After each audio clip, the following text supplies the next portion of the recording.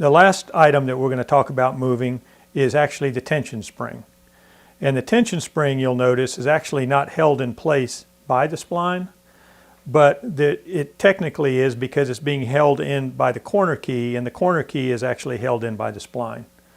So this comes in place when an item is ordered and the width and the height may be backwards, and the item is made with the tension spring being on the height, and perhaps you wanted it on the width, and now it just needs to be turned from one corner to the other corner.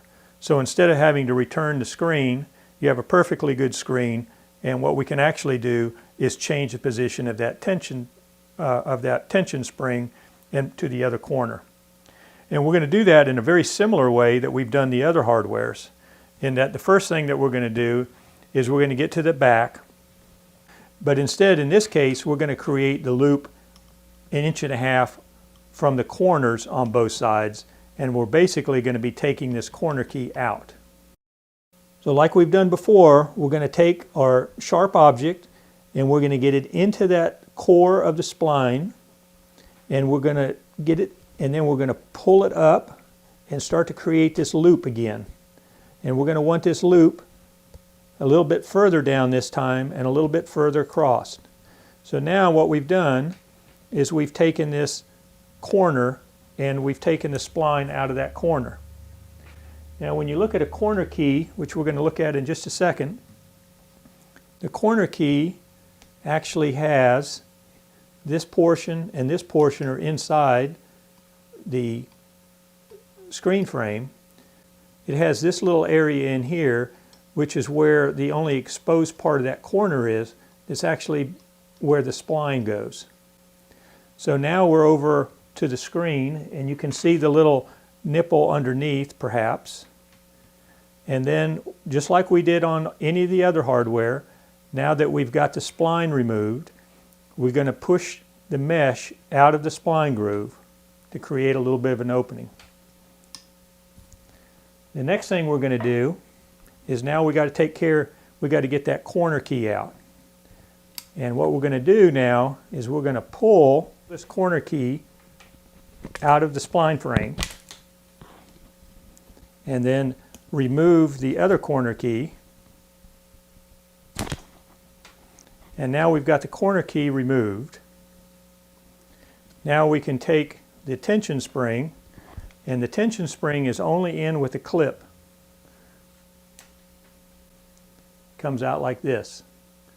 So it was in the top portion of that, and we've just pulled it out, and now we're going to relocate it over to this side, and we're going to take that tension spring and we're going to put it on the upper part, and then we're just going to slide that in place. Now the tension spring has been changed. When you try to put your corner key back in, it's going to be really important to have the corner key positioned in the right place. And if you notice on the corner key, there are little fins that stick out in the corner key. So as you place your corner key, you want to make sure that your fin on the corner key is lined up with the same direction as the fin on the frame. So you can see that I just have to slide that in like that, and the fins line up. And then I'm going to do the same thing as I turn, because I'm going to be lined up now.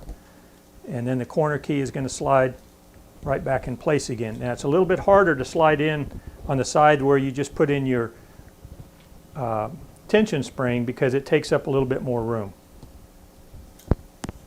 So finally, now on this one, we had to go a little bit further down than that 1.5 inches on your spline. So you're really going to want to make sure that your mesh is kind of not bubbled because of the tension that we did in taking that spring out. So you might need to pull your spline back just a little bit further. And in this case, it would probably be better not to use by hand, but to use a spline tool. But if you don't have one, you can tuck it in, but when you do and start tucking, make sure to have a little bit of tension on your mesh in order to keep your mesh just a little bit tight. and you'll see that you don't want to pull it so tight that it's too exposed on the other side. And you just work your spline back in place.